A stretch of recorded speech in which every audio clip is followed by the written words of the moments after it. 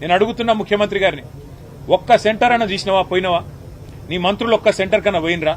ఎక్కడో పోయి రిబ్బన్ కటింగ్లు అన్నట్టు పోజులు కొట్టుడు తప్ప కొనుగోలు ఎట్లయితున్నాయి, పైసలు పడుతున్నాయా లేవా, జోక్తుండ్రా లేదా, 5-6 కిలోల తరుగు ఒక్కొక్క మరి సెంటర్లో ఇయ్యాలా? మీరు చూస్తే ఆ రోజుల్లో రేవంత్ రెడ్డి గారు చాలా మాట్లాడారు, కానీ ఇవాళ ఒక్కొక్క సెంటర్లో ఒక్కొక్క రైతు ఇబ్బంది పడతా ఉన్నాడు, అవస్థలు పడుతుంటే ఒక్క మంత్రి పత్తా లేడు, ఒక ఎమ్మెల్యే పత్తా లేడు, ఎక్కడోళ్ళక్కడ తప్పించుకుని తిరుగుడు తప్ప ఇంకోటి లేనే లేదు.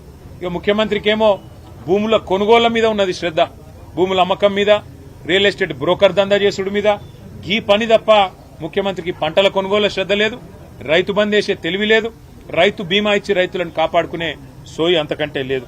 అట్లాగే మీరు చూసినట్టయితే వీళ్ళ ఆలోచన స్పష్టంగా ఒకటే కనబడతా ఉన్నది.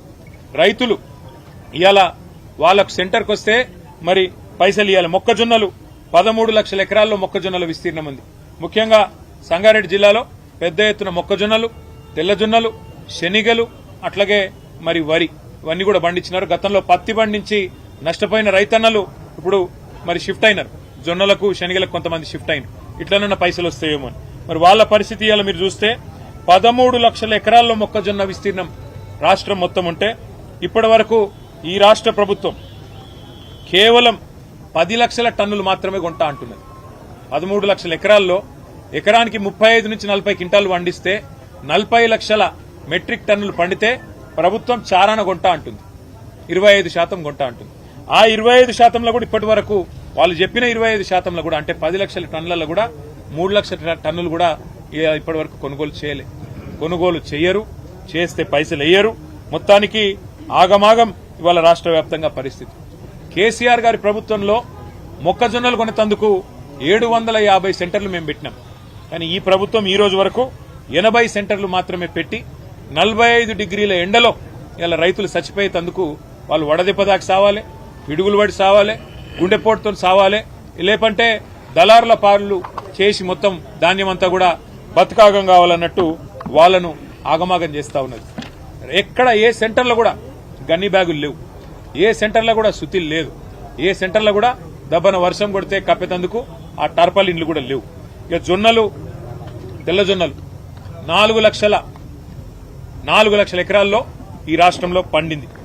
కేసీఆర్ గారి ప్రభుత్వంలో తెల్లజొన్నలు కొన్నాం, ఎర్రజొన్నలు కొన్నాం, మొక్కజొన్న కొన్నాం, శనిగలు కొన్నాం, సోయా కొన్నాం, సన్ఫ్లవర్ కొన్నాం, మిర్చి కొన్నాం, వరి కూడా కొన్నాం. కానీ ఈ ప్రభుత్వం ఈ రోజు వరకు జొన్నల విషయంలో ఇంతవరకు ఒక్క గింజ కూడా ఎక్కడ కొనలేదు, ఎక్కడ కూడా పొరపాటున కూడా కొనే ఆలోచన కూడా చేస్తున్నట్టు కనబడతలేదు. ఇవాళ మేము ఈ ప్రభుత్వాన్ని డిమాండ్ చేసేది ఒకటే. శనిగల విషయంలో కూడా మీకు ఒక మాట చెప్పాలా. ఇగో ఇప్పుడే ఇక్కడ రైతులతో మాట్లాడితే వాళ్ళు చెప్తున్న మాట, ఈ సెంటర్ ఒక్కటి చూస్తే అలాట్మెంట్ ఇచ్చింది 110 మెట్రిక్ టన్నులు, కొనుగోలు చేసింది ఇప్పటి వరకు 4000 సంచులు. కానీ ఒక్కలకు నెల రోజులే జోకి, ఒక్కలకు 60 పైసా ఇప్పటి వరకు సాయం చేయలే. అది కాకుండా ఇంకా దగ్గర 60% మంది రైతులు వాళ్ళు ఇంకా ఇక్కడికి రానే లేదు, వాళ్ళు తీసుకొస్తే కూడా కొనుక్కునే పరిస్థితి లేదు. దాంతో పాటు మీకు ఇంకొక మాట కూడా ఇక్కడ ముఖ్యంగా మెదక్ జిల్లా, సంగారెడ్డి జిల్లా గురించి చెప్పాలి. ఇక్కడ మీరు చూసినట్టయితే మొన్న ఇక్కడ మంత్రి గారు దామోదర్ రాజనరసింహ గారు ఆయన లేఖతోనే ఆయనకు ఉత్తరం రాసిండు. ఆయన ఉత్తరంతోనే ఈ జిల్లా పరిస్థితి బయటపడతా ఉంది. ఈ జిల్లాలో వ్యవసాయాన్ని, రైతులను ముఖ్యమంత్రి ప్రభుత్వం ఎట్లా తొక్కుతున్నదో, ఎట్లా ఇబ్బంది పెడుతున్నదో దాంతోనే అర్థమవుతున్నది. ఆయన రాసిన ఉత్తరంలో ఏమంటాడు, సంగారెడ్డి జిల్లాలో ఇప్పటి వరకు 10 కొనుగోలు కేంద్రాలు పెట్టినాము, మరి సేకరించింది మొత్తం అందరు రైతుల దగ్గరికైనా మీరు చూసినట్టయితే, ఇది నేను చెప్పేది జొన్నల గురించి, 1978 మంది రైతుల దగ్గర సేకరించినాం.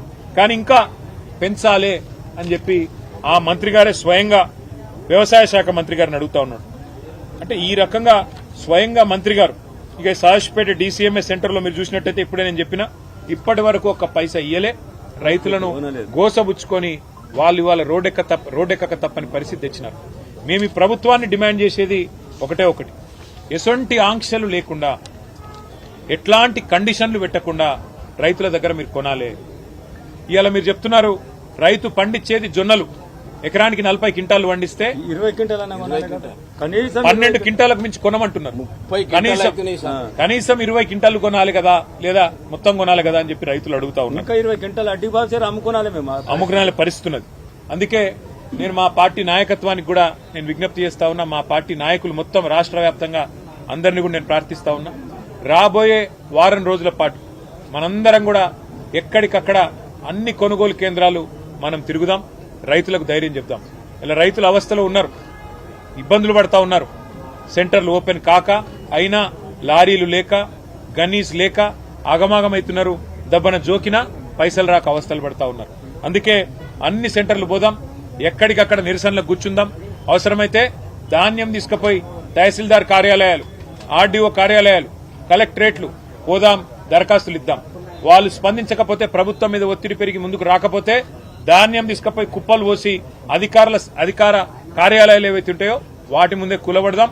ఎక్కడికక్కడ రాష్ట్ర వ్యాప్తంగా పోరాటం చేద్దాం.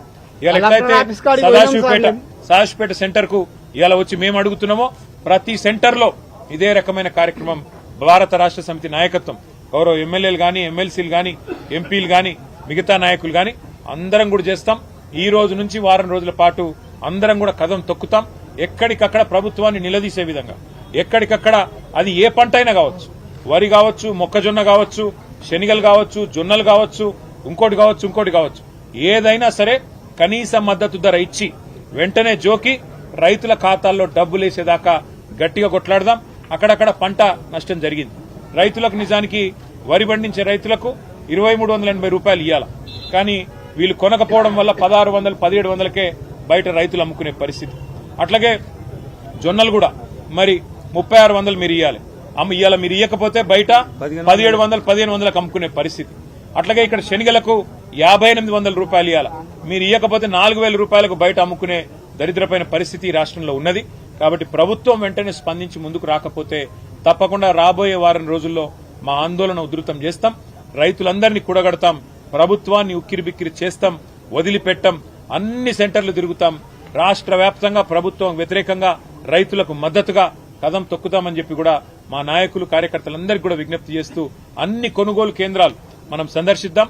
ఎక్కడికక్కడ అధికారులను అడుగుదాం, ఎందుకు కొంటలేరు అడుగుదాం, ఎందుకు జోక్తలేరు, ఎందుకు పైసలేస్తలేరు, ఏమైంది మీరు చెప్పిన మద్దతు ధర, ఏమైంది మీరు చెప్పిన బోనస్ అని చెప్పి ప్రభుత్వాన్ని, ప్రభుత్వంలో ఉన్న పెద్దల్ని వారి మీద ఒత్తిడి పెంచే దిశగా, రాష్ట్రంలో ఉండే రైతుల్లో ఆత్మస్థైర్యం పెంచే దిశగా అందరం కలిసికట్టుగా ముందుకు పోదామని చెప్పి విజ్ఞప్తి చేస్తూ ఇవాళ సదాశివపేటలో మాకు కలవడానికి వచ్చిన మా పార్టీ నాయకులకు, కార్యకర్తలకు, అట్లాగే రైతన్నలకు, సెంటర్లో పనిచేస్తున్న అధికారులకు, పత్రికా మిత్రులకు అందరికీ హృదయపూర్వకంగా నమస్కారాలు. మా ఎమ్మెల్యే గారికి ప్రత్యేకంగా ఇక్కడికి ఆహ్వానించినందుకు వారికి కూడా ధన్యవాదాలు తెలియజేస్తూ జై తెలంగాణ.